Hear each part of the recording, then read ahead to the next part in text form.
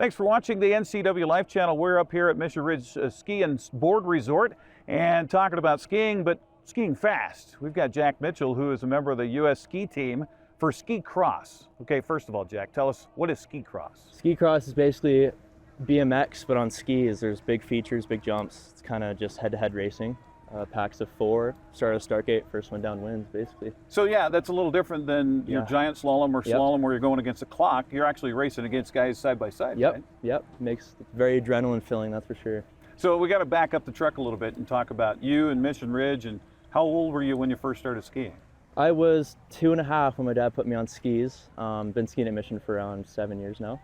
Since then, I was at White Pass beforehand, and now I'm based up in Calgary, Alberta, skiing out of Nikiska, representing up there a little bit, but here's my hometown. Okay, so how do you go from learning to ski to getting involved in racing and things like that? Thankfully, my dad put me in an intros program when I was little, so I started skiing from a young age of 7, I believe, and then just kind of kept skiing.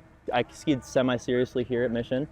Then I found ski cross, and I think that just kind of caught the twitch of my competitiveness. So since then, I started really paying attention to what I'm doing. So ski cross you've done very well in it. Talk about that progression here over the last few years. Yeah, it's been a great progression, really. I mean, it started off, I really enjoyed the start of it, and since then I just thought I could take it up a notch. And every year, I think I was just getting quicker and quicker and quicker to realize, like, okay, I might actually, like, if I put my all into this, I could take it pretty far. So the ski cross itself, it's been around for a number of years now, but it's on the national and worldwide scale too, right? Yeah, it is. It's mainly in Europe. I think Europe is where they get the most, most viewers. What does that mean for you and competition? I know earlier this month you were competing and you did real well. Congratulations. And what, a first and a second? Yeah, first and a second, which is great. Yeah, we race here in the NORAM Cup, which is, it's a good field, but at a certain point you kind of lose the, there's a little bit of a trek from NORAM level to World Cup, and I think Europe has that bridge between the two. So they have Europa Cups, and those are where all the best skiers are. So for most of the year, I'm going to be traveling out there and racing full time out there, just because it's better competition. Sure. Push you more. You know, the faster people around you makes you faster. So, sure. Yeah. But kind of like golf. You play golf with guys that are better than you. Usually tend to either you up your game or they come back to you a little bit. Exactly. So what's the goal for you? I mean, is it Olympics? Is it just the World Cup? What is the goal? I mean, I realistically take it one step at a time. I try not to focus too much on the big goals. I have dreams. I would like to be competitive in the World Cup, obviously. I would like to have top 10s, some podiums. But short term, I just kind of think about working as hard as I can, focusing on the small stuff, and the results come after, putting the work in, and try not to focus on it too much, because if you have too much tunnel vision, then you can't really focus on the journey there. So who's your idol in this sport or in skiing in general? My idol, I love Tyler Walsh, gotta represent USA, but there's some gnarly skiers out there, and the Canadians as well. I'm a big fan of the Swedes. Okay. The Swedes are awesome. Eric and David Moberg are probably my favorite skiers. Okay, all right. Style and gotcha. Yeah. So when you talk about that, I mean, these guys you watch, first of all on film and watch them on TV and things like that, and kind of go, okay, this is what I want to be. Yeah. I've seen their progression videos. I've kind of been through all their social media and watched their progression, and I've seen videos of them, and I used to watch them some years back and see how they progress, so you can kind of pick up on some things and relate to yourself. But it's definitely helped seeing those guys in person. Obviously it's a whole different animal than, say, watching on TV, but at Nikiska we had a big World Cup, and I was there to watch and see all the guys and meet some of them, so it was really, really good. And even racing with a lot of the guys racing the World Cup circuit full time when I'm in Europe, so that helps a lot. Now, in the world sense, and just for your U.S. ski team, you're young, right? Yeah. Comparatively speaking? Yeah. How old are the guys that you're around and the people you're talking about? Yeah, I mean, for a lot of these guys, it's their full-time careers, so I'm racing against anybody from my age to, say, like 35. We have some even like near 40-year-olds. We have an older guy on the U.S. team, but yeah, people are, it's any age, so the best guys are going to be in their 30s or end of the 20s in their prime, so. So with that, how's the level of acceptance for you being the kid on the block, so to speak? It's hard, but everybody kind of doesn't like to accept it until you start popping out. So I think this year has been a really good year in terms of development, and I want to carry it farther, because now I'm getting noticed, by the people I've been trying to get noticed by. Sure. So I think it's a good progression curve, and I hope to carry it. So I was reading about, I think your dad told us about the fact that you had an aggressive off-season workout regimen and things like that. Where is that, and what does that look like? Because you don't have snow, 365 days a year. Yeah, thankfully this summer I was lucky enough to train with Mike at CrossSport. shout out to him. But in terms of training on snow, I didn't go to a glacier this year. Usually we go to Saas-Fee in Switzerland. That's kind of the main training block for ski cross.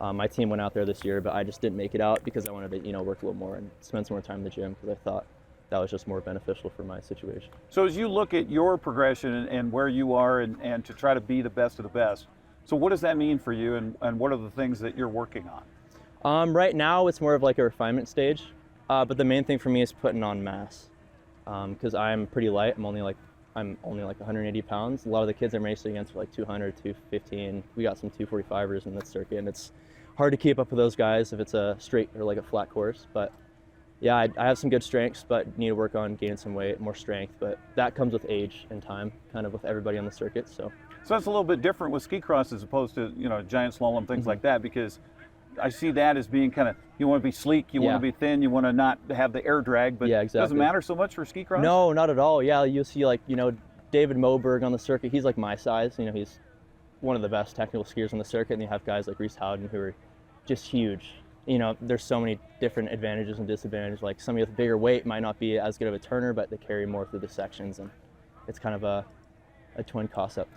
Now, for guys like me, it's not hard to put on weight, but my stepson is also trying to bulk up, and he just has that, you know, his body doesn't do it well. So how hard is that? It's hard for me. Trying to get more mass. It's really hard. I have a fast metabolism, so it's really hard for me to put on weight. But I mean, all the weight I put on is just muscle, so it's good.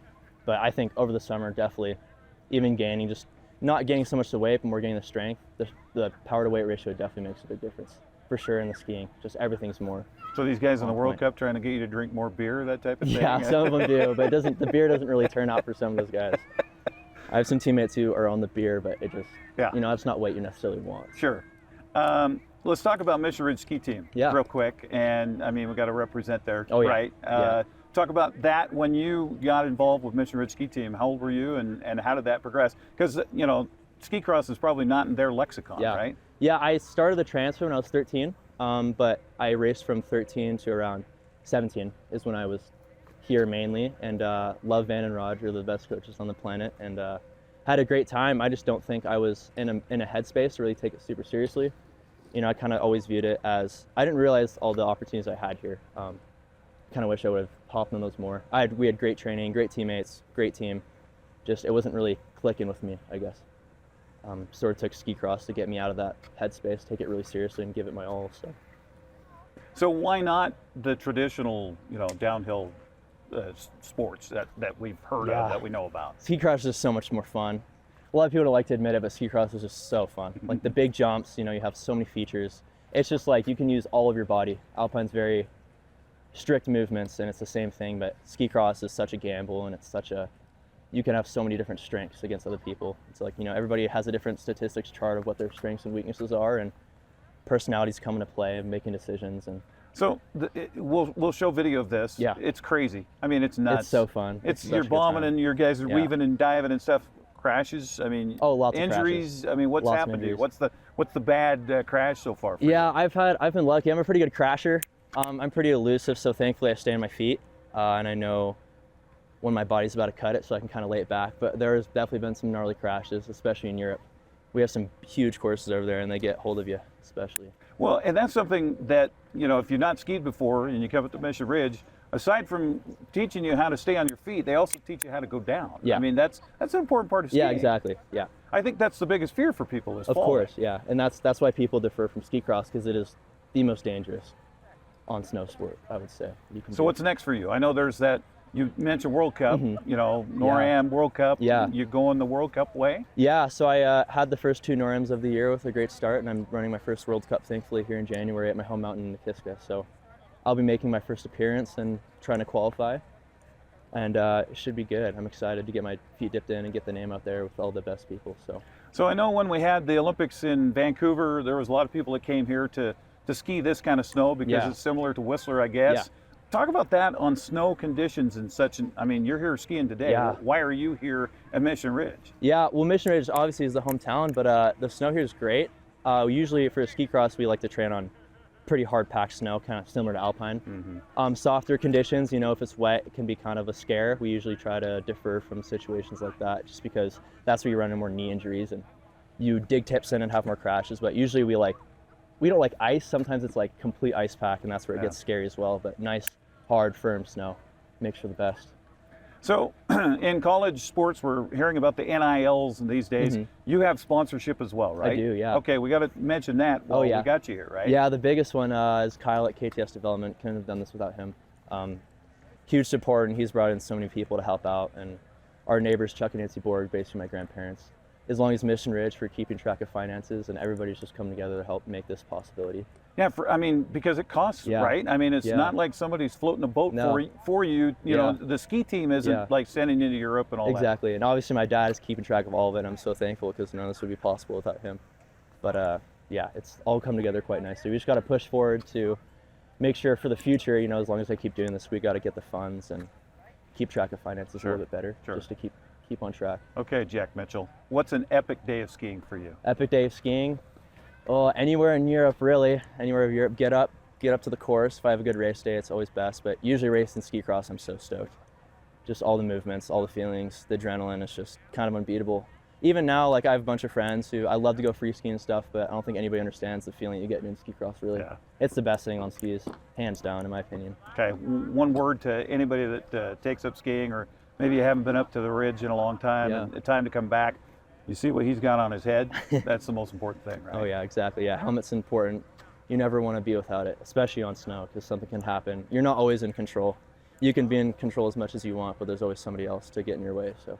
How do we follow you? How do we find out what's happening with Jack Mitchell? Yeah, I'm on Instagram at Jackosaurus1 and Jack Mitchell Ski Cross, and I'm sure you'll see some more articles around. And I'm on the FIS app as well if you want to keep track of the races.